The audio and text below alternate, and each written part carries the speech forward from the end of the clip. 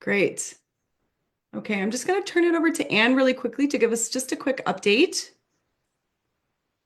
Hello, yes, good morning, everybody. And thank you so much for taking some time on, I'm sure what is a busy day for you to be with us. Unfortunately, I have an announcement that Dr. Evrard Nahimana will not be able to join as one of the panelists. He's had a personal emergency, and so he had to step out at the last minute. Um, Rather than find somebody else at the last minute, we decided what would be amazing would be to give some time for this emerging community of innovators in the field of thermoregulation and KMC to really hear from you about your experience with some of the topics that we're going to speak about. So as you're listening, please, if you have thoughts that you'd like to share, we're going to have a little extra time. This is a relatively intimate group, and so we would love to have a chance for both chats and also to get everybody off mute and be able to hear from you directly. All right, back to you, Cassie. Yeah, thank you, Anne. So I'm sure by now everybody has seen that it is going to be recorded. So we will be sharing that out after the event. As Anne said, we're so grateful to all of you taking the time to be here with us today. Um, as many of you know, Sunday was World Prematurity Day, and today is actually World Children's Day.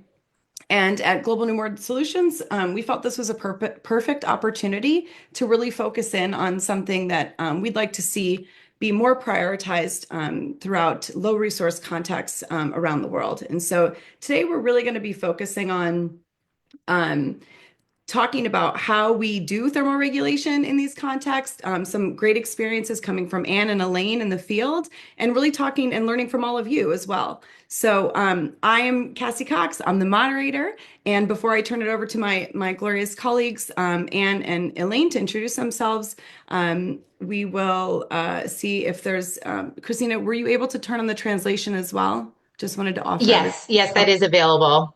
Perfect. Thank you. Just wanted to add also that if anybody needs translation, you can turn on the captions in whichever language you prefer, should be at the bottom. Um, as Anne said, around, maybe like when there's 20 minutes or so left, we're going to open it up to be a bit more of an open conversation for everybody here. But if you do have questions, feel free to drop them in the chat between now and then. This topic is a very near and dear one for me. I am a mother of preterm babies and was very lucky enough to have been evacuated from Mogadishu to the US where my children were born. So the work that all of you are doing and that Anne and Elaine are going to talk about is really important to me. And so I'm really honored to be here today to facilitate this conversation. I'll turn it over to Anne and Elaine to introduce themselves before we get started. Hello, everybody. My name is Anne Hansen. I know many of you on this webinar. I am the medical director of the Neonatal Intensive Care Unit here at Boston Children's Hospital. I'm also the founder of Global Newborn Solutions. I've been working doing global health work for about 14 years now, primarily with Partners in Health. And I am well, we'll get into more of my bio, I guess, with some of the questions. Hi, everyone. Good morning and good afternoon. My name is Elaine Scudder. I'm the Maternal and Newborn Health Advisor with the International Rescue Committee, which is a humanitarian health and aid NGO based in Washington, D.C. It's a pleasure to speak with you all. Well, thank you both for the introductions. I know that we're going to learn a lot about the work that you do, and I think that there's going to be some exciting conversation today. So I think, Anne, you kind of alluded for us that you were going to tell us more about yourself. So now's your time. I'd love to hear just about your experience and what kind of brought you to founding Global Newborn Solutions, your experience in Rwanda, and maybe you can start the conversation there. Sure. So as I mentioned, I'm a neonatologist, which is a high level of training taking care of very sick newborn babies. And doing that job here at Boston Children's Hospital, I'm able to take care of babies with really the highest level of intervention. And we see essentially zero preventable deaths. That's not something that happens because of the resources that we're able to bring to bear to our babies here at Boston Children's. And I felt increasingly uncomfortable with the moral predicament that on the same day, on the same planet, there were babies who were dying and also suffering morbidities that were definitely preventable. And so I accepted an invitation from Partners in Health to go to Rwanda in 2010 and to help them with their neonatal healthcare. We wrote a protocol that ended up being accepted as their national standards for neonatal care. That's a little bit of a different story, a different webinar. But one of the things that I was really struck by when I was there was the difficulty in getting babies to be able to gain weight. And so it took us a long time to realize that part of the problem with inadequate weight gain was that they were wasting a lot of their calories on thermoregulation, spending them trying to stay warm. And so I was very concerned about this and worked with a nurse who I had brought to try to get some incubators fixed. And that was never very successful. And trying to do KMC, which we also struggled with quite a bit. And so when I came back, I worked with Ashok, who is on this call. And together with a lot of other people, we developed the Dream Warmer, which we may have a chance to talk about later. But I was just so struck by the both simpleness and difficulty of trying to keep newborn babies warm and the critical nature of that in terms of them being able to benefit from any other interventions. And so somewhere in the middle of all of that, I decided to found a nonprofit to help to advocate for thermoregulation for newborn babies and to bring innovative solutions to help mothers to be successful at KMC. Thank you, Anne. Elaine, I'd love for you to talk a little bit about how you see this in your work on a day-to-day basis at the International Rescue Committee. Yeah, of course. Counter to Anne, I am not a clinician. I approach this from a research space and a program implementer and a humanitarian responder. And having worked in some of the most complicated responses around the globe, we see that no one case is the same, of course, despite that at the end of the day, where Anne and I very much agree is that every mother and every baby needs the same exact care. We're not dreaming up new solutions, new silver bullets, new protocols for anything to be delivered within the humanitarian space, but how you deliver it and the resources required to deliver it and the humanitarian implications for supporting that type of care can be quite different and more complex. And so to know that in our humanitarian context, whether acute or protracted response, you're often seeing babies who are born outside of a facility or outside of the formal healthcare system who don't have access to that sustained, perhaps high quality care, or if they do, it perhaps may not be timely access, where their ability to reach that care can be quite disrupted. You may have a really complex or completely non-existent referral pathway. You may be hours from walking away from a facility that then is facing a stock shortage of drugs, doesn't have electricity or the necessary infrastructure, or may not even have a trained provider available for the next several hours. And you layer that on top of the socio-demographic challenges within many of these countries. They may often have high anemia rates, lower maternal age at first birth, less birth spacing. And so these all compound into what we presume are higher rates of preterm birth or of small and sick newborns, but without necessarily always the strong, robust data systems to be able to back that. And so about this is terrifying. 8 years ago, perhaps, we started to roll out some pilots and a couple of responses, looking to see, operating under the assumption that kangaroo mother care should be quite easy. We sell it as a simple, cost-effective solution that any mother or even family member can be able to provide. And so if you're in a setting with high migration, low literacy, low access, lower quality care, why not convince these mothers that kangaroo care is available to them to save their babies, and our work will be done and dusted. And we learned time and time again that it is not that simple. So approaching this webinar very much to highlight some of the learnings we've seen in the humanitarian space, why approaching kangaroo care as a simple solution is not the silver bullet that these settings need. and how we are really struggling to adapt some of the global recommendations and practice guides that have emerged into this space to something that can truly serve the most vulnerable population on our globe. And looking at ways that innovations, including potentially the dream warmer, if we have an opportunity to speak to that, could support, but really also looking at how we can adapt standard routine day-to-day care in limited resource settings to still draw more attention to what is needed to support mothers, families, and communities as they deliver this care.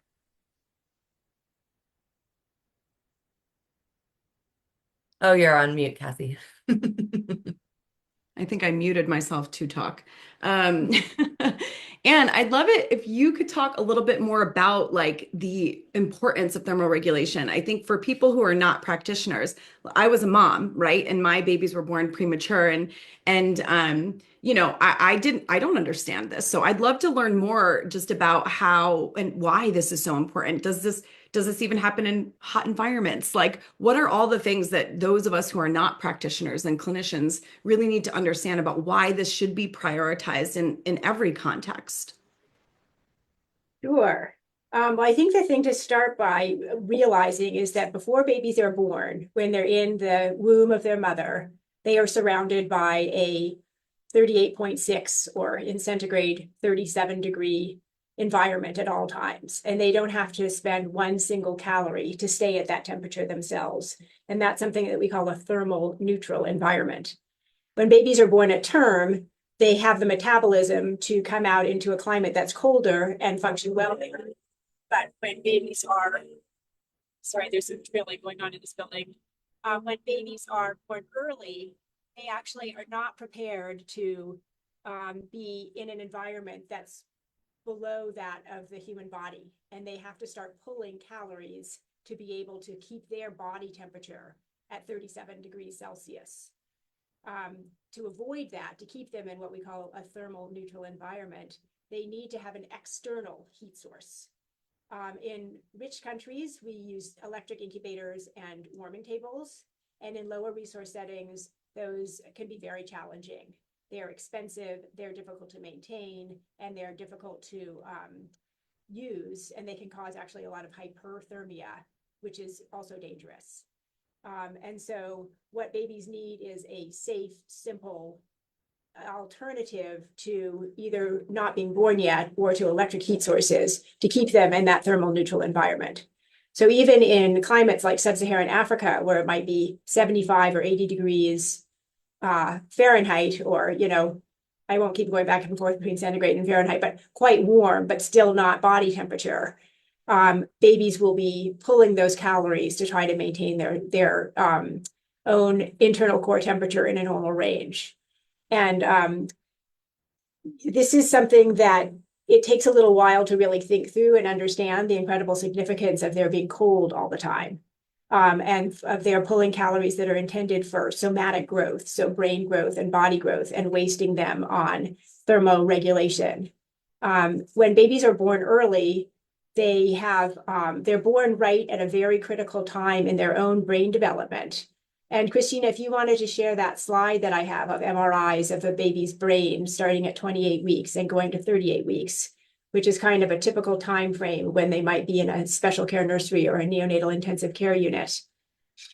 You can see here that the brain goes from a very, very small and simple structure at 28 weeks to about 3 times larger and much more complex structure at 38 weeks. And when I look at these images, I realize this really is the patient who we're taking care of during that 10-week time frame. We look at the outside of their body and we understand that they're premature, but it's the brain itself that is the most important part of this patient and the biggest responsibility for somebody who's taking care of small and preterm babies. Okay, Christina, you can take that down. Thank you.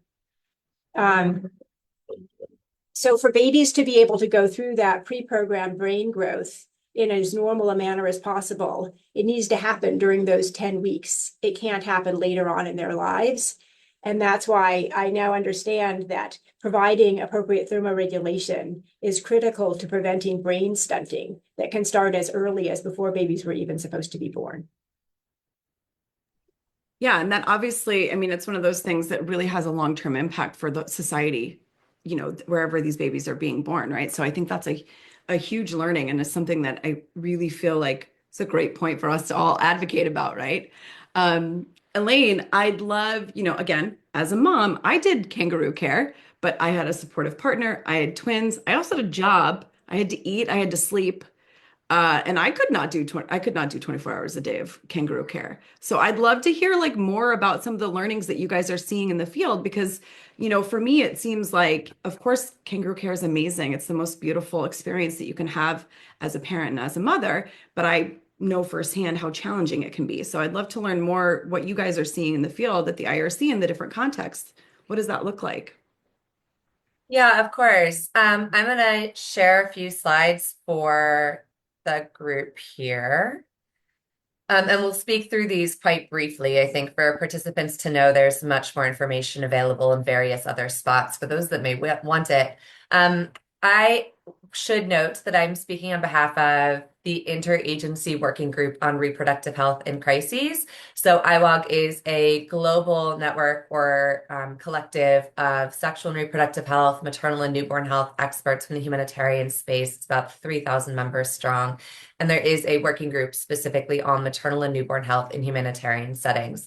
And so that working group, exactly for the reasons Anne just shared, partnered with the early childhood development community a couple years ago to see if we could collectively look to better understand and better document challenges or barriers and facilitators to kangaroo mother care or skin to skin care within our responses, looking to see if we can create an operational guide, identify some considerations for how to better ensure that those babies aren't just surviving, but then are thriving into the child health community as well.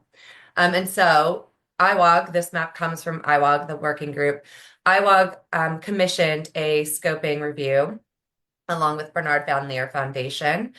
To say just, I love to show this slide and everywhere I go. I hope it's not truly a surprise to anybody, but we still quite often will hear, why are we talking about something intensive like NICU care for newborns in a humanitarian response when shelter, food, bombings are of the greatest concern?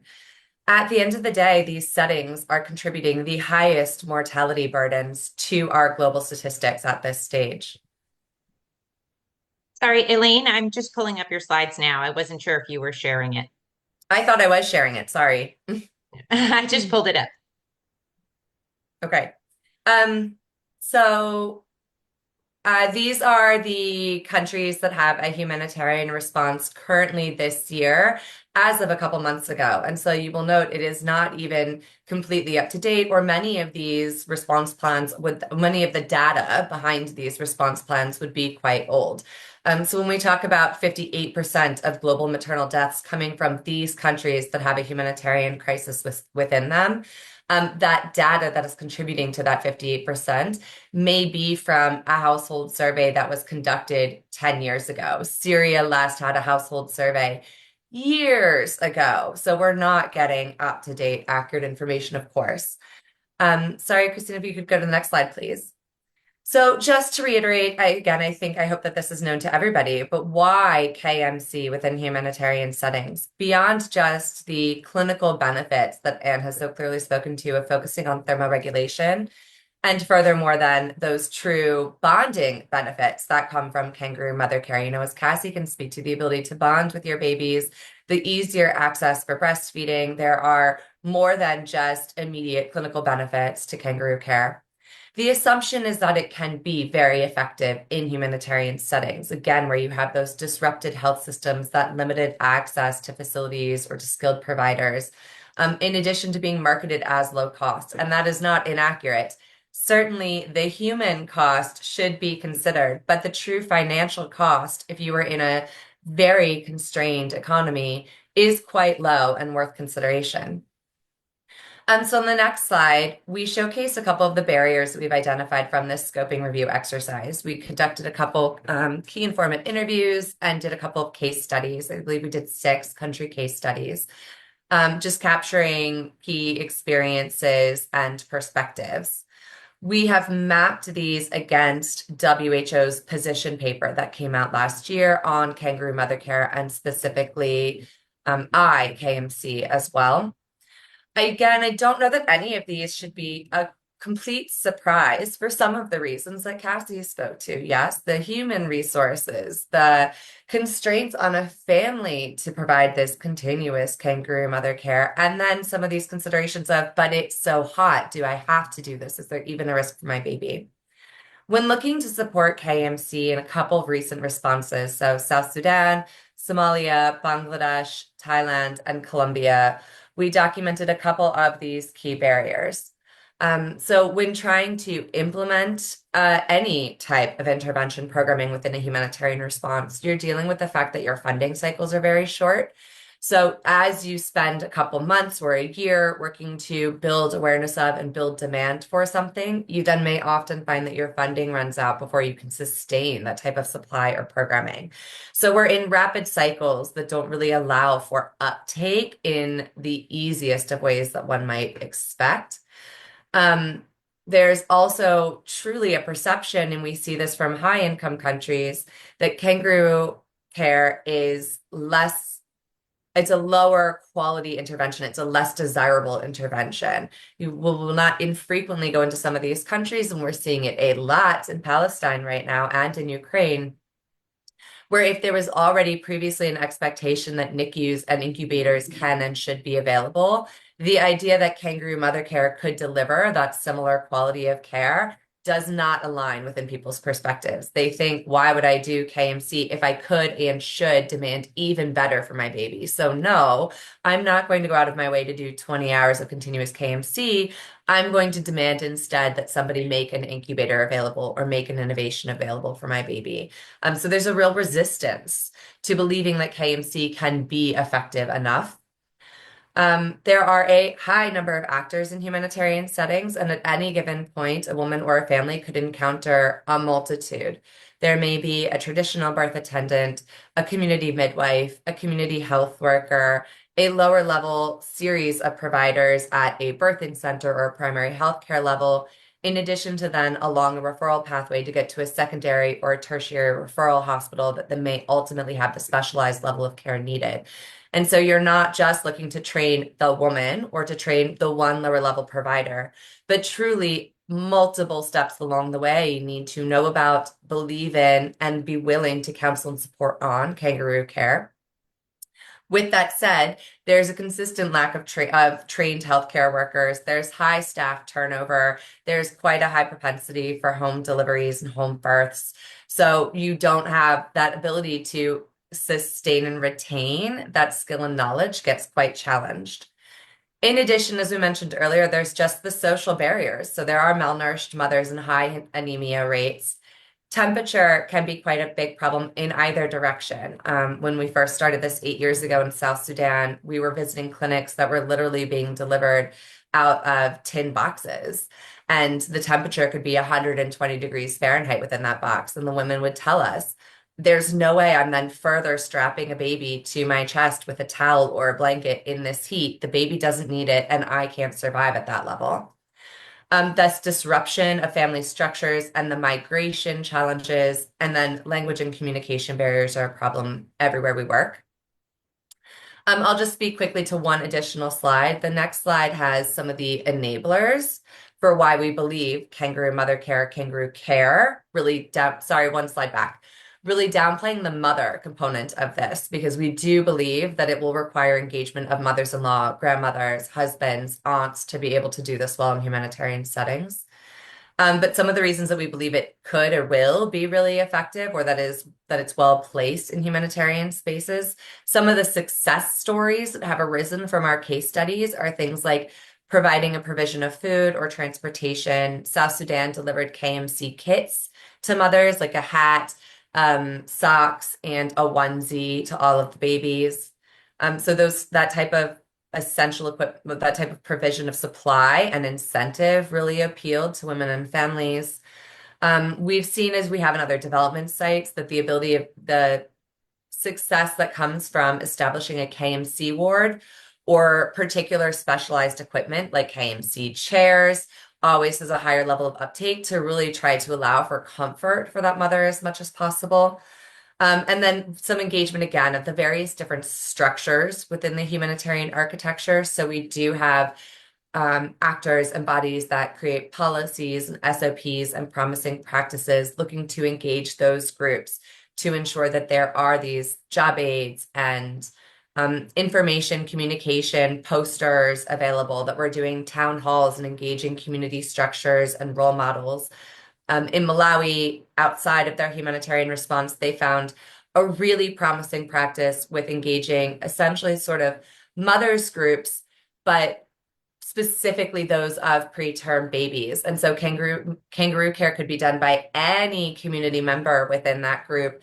They were so successful that full villages would feel responsible for ensuring sustained care to a preterm or low birth weight baby.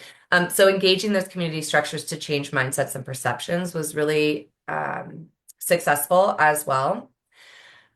I'll stop there. Actually, I do have some, if it becomes of interest to people, I have some specific additional lessons learned from South Sudan in looking at how they kind of considered the various different health system barriers. But simply to say here, we do have learnings, and many on this call may be looking at this and saying, this is no different than a development setting. And if that is your takeaway, that's fantastic. Our argument is that we should be able to deliver this in humanitarian settings. But we do need resources. We may need some innovations. We may need some creative ways of trying to encourage uptake of this within humanitarian settings, despite that we believe it to be extremely promising. Thanks, Cassie. Yeah, thanks, Elaine. I mean, I think so much there just really resonates and makes sense, right? Like how could with all of the things that are being experienced in those contexts, what else would people expect, really? And I'm wondering if you have any more sort of insights around if there's other recommendations. I mean, we know KMC is the gold standard, and we know that this is important for a lot of reasons. I'm wondering if there's any other recommendations or insights that you have that have been published in relationship to KMC and the importance of it, and how else we can support that. Yes. So, as is the mantra of this call, KMC is the absolutely best way to keep babies warm in any setting, not just in lower resource settings, but we also try to get that to be a part of the thermoregulatory options for families here in Boston. But as people have mentioned, it's really difficult to do 24/7 for what can be months for the babies who are born at the very smallest gestational ages. And so the WHO actually came out recently with with what's called Essential Newborn Care 2. And in it, they recognize this difficulty of keeping babies warm only through KMC. And Christina, if you could maybe share the other slide that I gave you. Sure, just give me 1 second. Sure. So in order to provide this thermal neutral environment that I keep on mentioning, it really needs to be continuous. It can't be 6 hours a day. It really needs to be 24 hours a day. I like to think of it the way that we think about oxygen, that if you need oxygen, you need it 24 hours a day to have the best outcome. And KMC is the same, to have your brain growing all the time and using the calories that are put into these babies as effectively as possible. The continuous heat source needs to be available, as I said, continuously. And so in the most recent essential newborn care recommendations by the WHO, you can see that they do recommend if KMC is either unavailable or if it's not sufficient, to add what they call a heat producing wrap. And there's a picture of it. This is pulled from their infographic.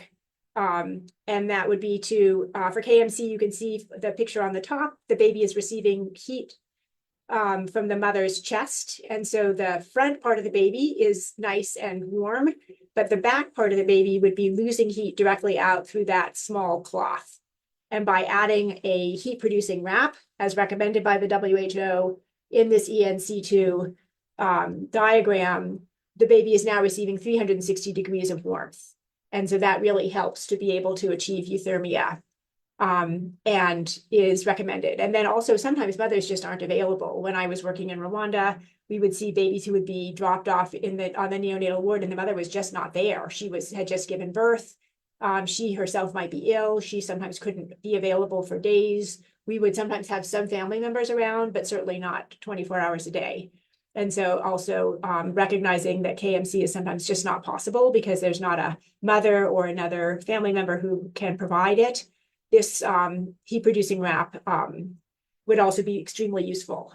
And so this really is what, sorry, just have this drilling, which I think makes it hard for you to hear me.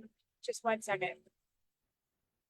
So this heat producing wrap is what the Dream Warmer is, which is the device that was the initiative for founding Global Newborn Solutions. And I want to just spend 1 second on this, and then I really would love to open it up to everybody to learn about your experience with KMC challenges, the successes, what you guys are able to have work. But I just want to show you a quick picture of the Dream Warmer. Christine, I think you have that. The basic concept is that it is a skin temperature heating pad that stays exactly at skin temperature once melted with hot water for about 6 hours. It does not require electricity. The water can be heated through any means. It's very simple to prepare and use and clean. We've now got 5 publications showing its safety and efficacy across 3 different countries. And we're really excited to see it slowly reaching global scale. And I know here we have a community of innovators. The people who are on this call are people who have reached out to us or who we've met at conferences or who we have reached out to, who are really trying to make KMC successful and to bring thermoregulation to babies despite the level of difficulty of the setting. And so what I'd really love to do at this point is open this up. Sorry, there's more drilling. I think it makes it hard for you to hear me. Okay, we can hear you still. Okay. Yep. To hear from everybody who's on the call, who's in the field or who's in a setting like Elaine, trying to help meet people where they are and provide thermoregulatory options, what's worked, what's not worked, and how you see making KMC be more scalable and more successful. Yeah, thank you, Anne. And Elaine, I see you responded to Joseph's question there about the KMC kit. I don't know if you just want to do a quick verbal overview of that while Christina, maybe you can open up the speaking capacity for everyone and we can take questions and discussion points. Sure. Hi, Joseph. Yeah, I mean, Joseph, you of course will recognize that kit that they label the KMC kit is really a fairly common incentivized like mother newborn kit that often INGOs will make available to women who deliver at a facility to try to encourage that engagement with the formal health system and not a home birth. And I do think that that's quite successful. You know, some of the fears that both the development and the humanitarian community have had around loosely defined innovations within the thermoregulation space is a fear that you would create a demand for something that may not ultimately be necessary. So there are, I'm sure many of you may be familiar with, various wraps that are structured specifically for women to be able to comfortably secure a baby to their chest in the right KMC position. Those have been found wildly successful in a number of settings, but we are always cognizant of trying to deliver that along with a message of this wrap specifically is not the only one that works, or it may not be necessary. You may also be able to do this with a towel, a wrap, a locally procured piece of clothing or fabric that you're otherwise quite familiar with. And so don't feel like you have to wait for the Laerdal kangaroo wrap to be delivered to your setting. You could also go to the market and buy a kitenge and wrap a baby to your chest that way. There are pros and cons to this, right? Again, like we've seen these wraps really increase uptake of kangaroo care, particularly in settings where cultural barriers can be quite high. So in Bangladesh and in Somalia, where women are more likely to fully clothe themselves, where they're more conservative cultures, there's less comfort or familiarity with women undressing or declothing to be able to secure a baby to their chest. The government of Bangladesh has actually adapted their own kangaroo wrap that they thought would then appeal more to their conservative culture. And that again can be extremely powerful. And I think there are a multitude of settings, especially in the humanitarian space, where an innovation or a wrap really can be necessary. I mentioned like the downplaying of mother in kangaroo care. Truly, there are many instances where a mother may not be available, whether it's the mother is living somewhere else, the mother has been killed in conflict, the mother has succumbed to disease, the mother's otherwise too anemic or too sick to be able to deliver that kangaroo care. We really do want to draw upon the host of other family and community members that can deliver that support. And in those instances, it may be that an innovation, a dream warmer, a portable incubator might be the most appropriate means also of helping that baby maintain their temperature. So to say those KMC kits, I don't think they ended up being sustained as specifically a specifically branded KMC kit. I do think they morphed into a more generic mother newborn kit, but we do know that those can be quite effective, whether or not you put something like a KMC warmer or an innovator in it. Thank you, Elaine. Um, that's super helpful. We'd love to open the floor. I think there's a lot of people here who have experience, and we'd love to hear from you, just insights that you have, and also questions that if you have. I think, unfortunately, given the format that we're using, I'm not sure you guys can go off video. However, somebody can confirm that for me. But if you raise your hand, and then and go off mute, we would love to hear from you.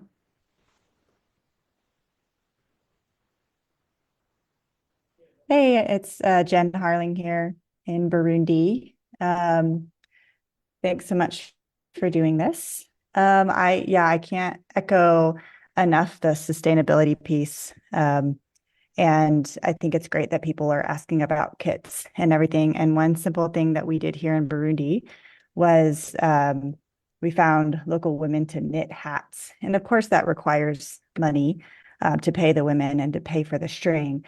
But basically, I asked for people to raise money so that we could support it. So the only unsustainable thing is the money coming in to our country, but in Burundi, but otherwise everything is sustainable. And so my hope is to get it into the budget of the hospital soon, which would make it completely sustainable. But they just knit the hats and they bring them to one lady. I mean, I just kind of created a business. And so you kind of have to think outside the box if you don't have access to purchase hats.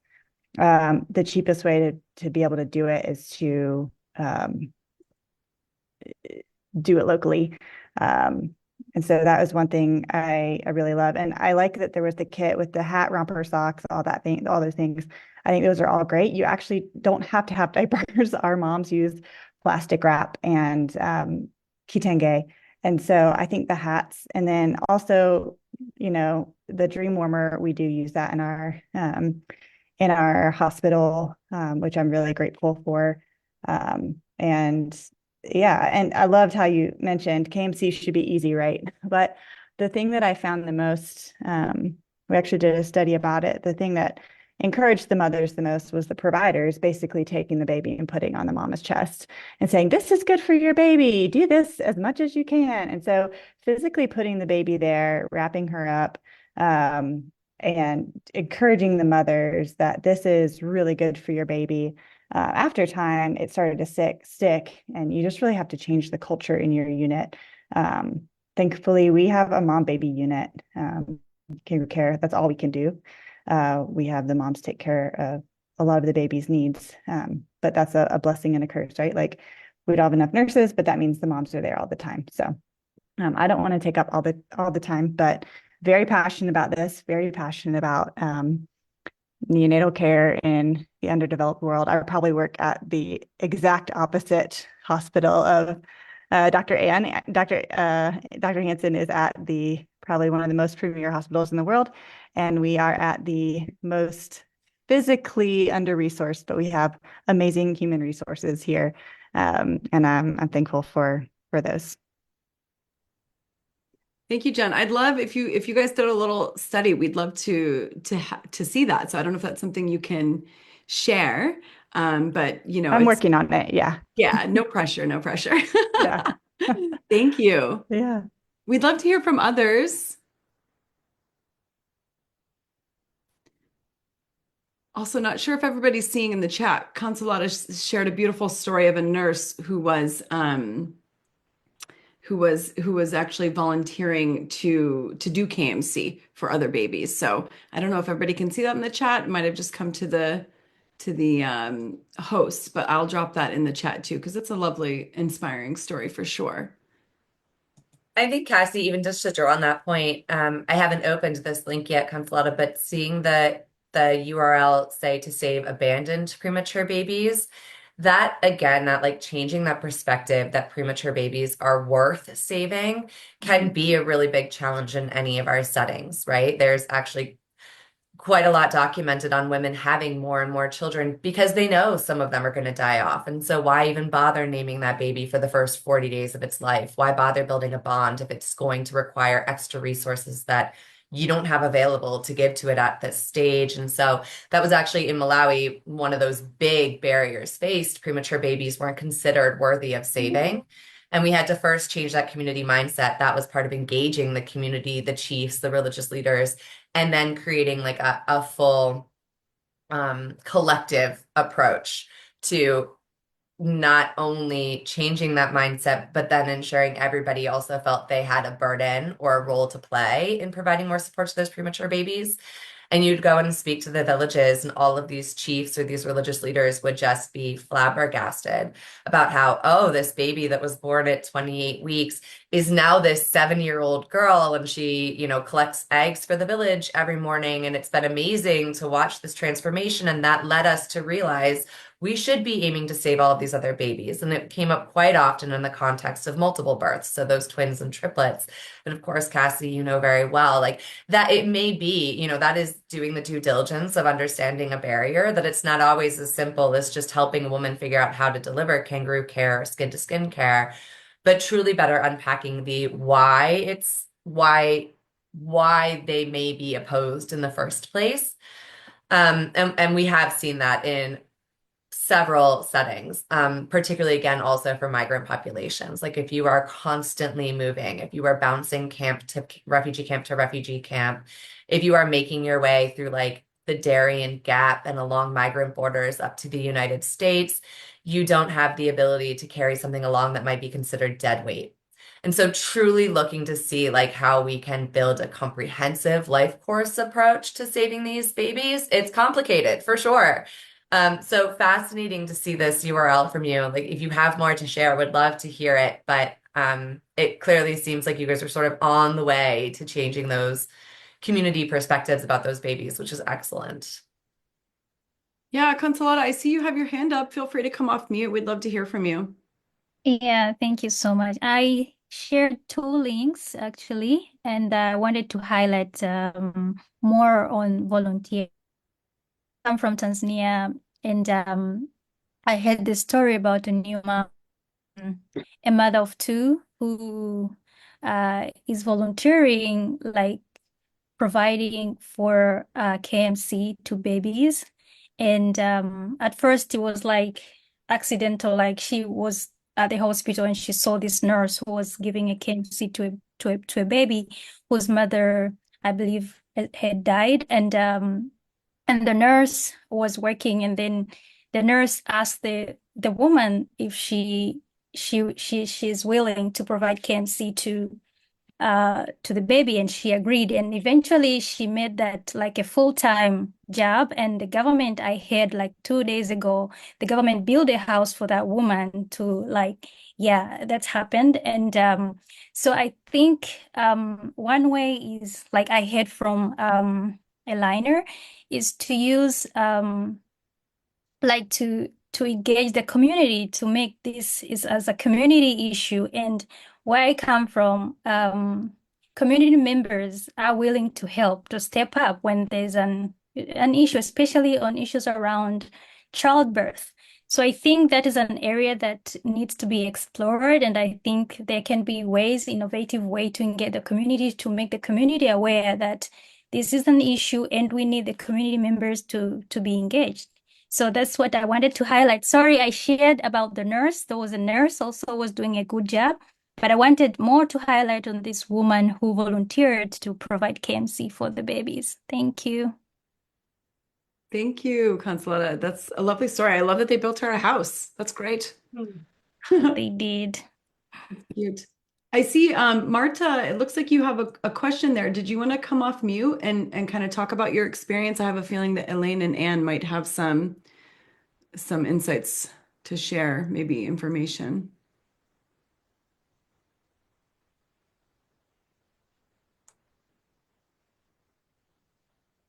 Oh, you don't have a way to come off mute. Okay. Sorry, I just saw the I just saw the little icon on the bottom of the screen.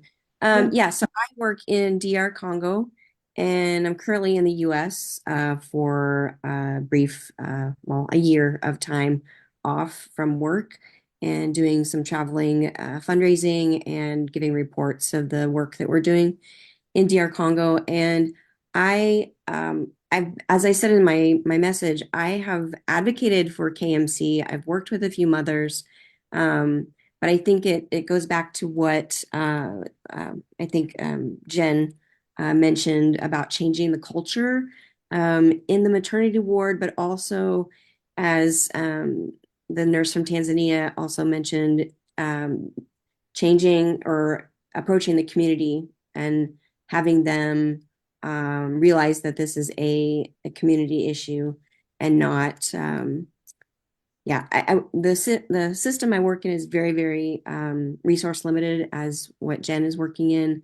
Very, very little like electricity, very little running water, and so it's just very hard. And we also have like an equipment graveyard, as people like to say, where we have these really nice incubators that are just sitting in our new 2-year-old pediatric ward that have never been used because we just don't have the power capacity to use them. So I'm just kind of just trying to think of different ways to help with this issue because I'm very passionate about it as well, along with the Helping Babies Breathe protocol. Thank you, Marta. Do you have like a specific question about, sounds like the incubators are, this is always the big problem is that you don't need just the equipment, but you need to know how to use it. You need to have the electricity. You need to know how to clean it. You need to know how to use the skin probes. They're just very complicated and require a lot of training. And then you need to also have all the maintenance. So dropping off incubators in low resource settings is always a huge problem.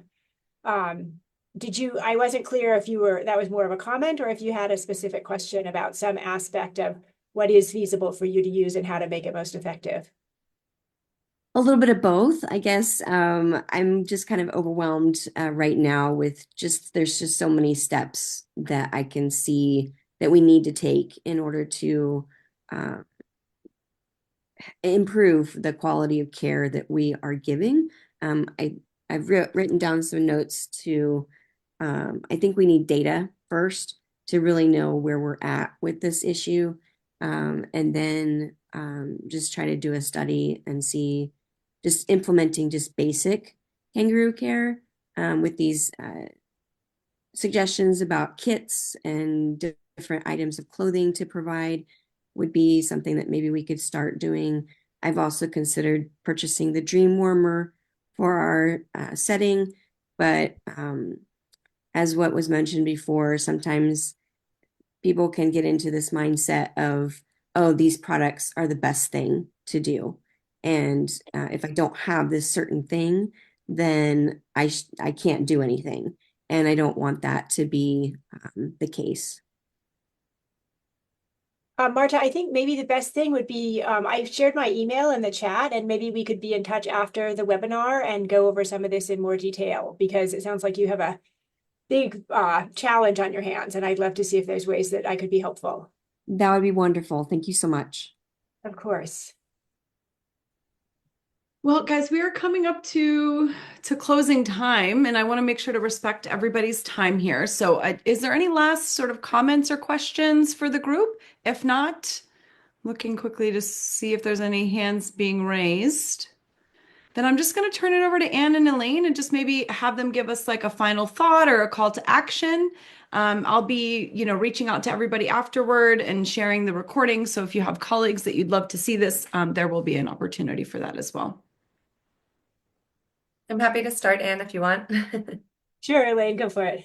I mean, I think building on that conversation with Marta, I would just say that there's no one right or wrong approach, right? I think there's likely a lot of providers and clinicians on this call, and approaching the value, the benefit of kangaroo care, skin to skin care from a clinical perspective can be very effective for some.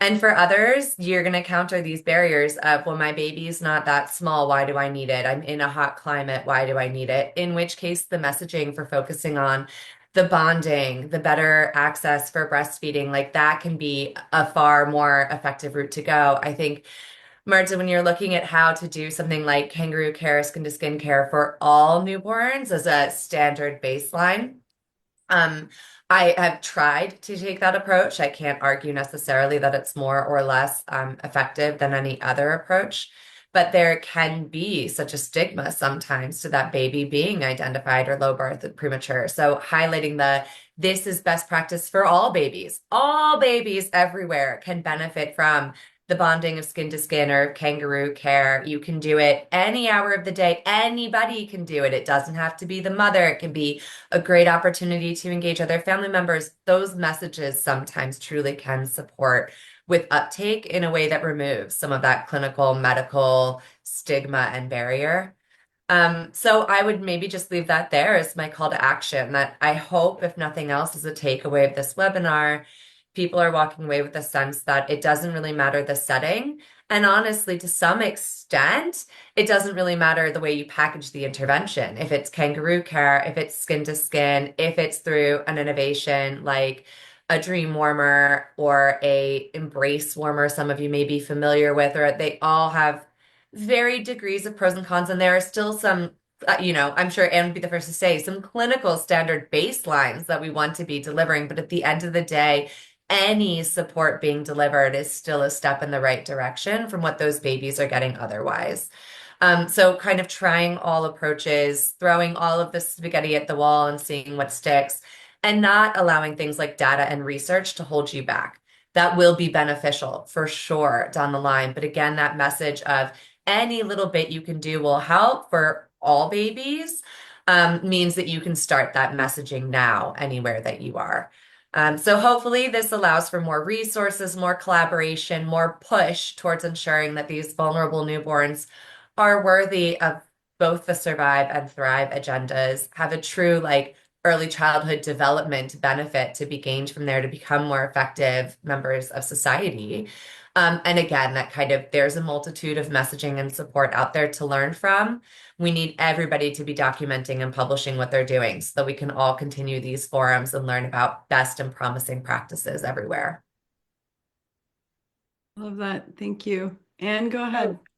Okay, and I see Consolata also has one comment. Do you want to? Yeah, I just wanted to share that I've been assigned to do a piece of 500 words about this webinar, and it is coming out. I will share, but I just wanted to keep you posted. Thank you. Great. Thank you so Thank much. That's you. lovely. Yeah, so Elaine, I couldn't agree with you more. I have just a couple other small points to add. First, again, I just want to thank everybody. There's so many people I know on this call who I've been working with for years. And as I said, this is a very special group of people that we hope to grow as a community of innovators who are understanding the importance of thermoregulation. I think when I see these little babies and they're cold, it's really hard to know. They don't shiver because they don't have the capacity to shiver, and they can't say out loud that they feel cold. And so it's really the responsibility of the care providers and the families to recognize that all small and sick babies will develop hypothermia if they're not given a continuous external heat source. That KMC is obviously the best, but we need to meet mothers where they are and trust them that they are doing their best and that they need help with the rest of that 24-hour time clock. And so we are just hoping that the folks who are on this call can help spread the message that small and preterm babies, in order to break that cycle of poverty and achieve their own neurocognitive potential, need to stay warm.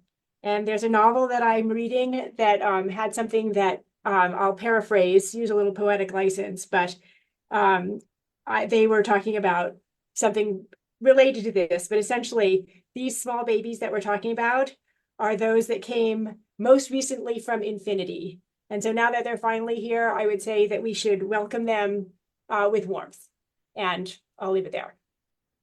Beautiful. What a lovely way to end. Thank you so much, Anne. Thank you, Elaine. Thank you, everybody, for your time and comments. We'll be in touch, and I hope everybody has a great rest of their day. Thank you. Thanks, everybody. Thank you. Thank you. Thank you.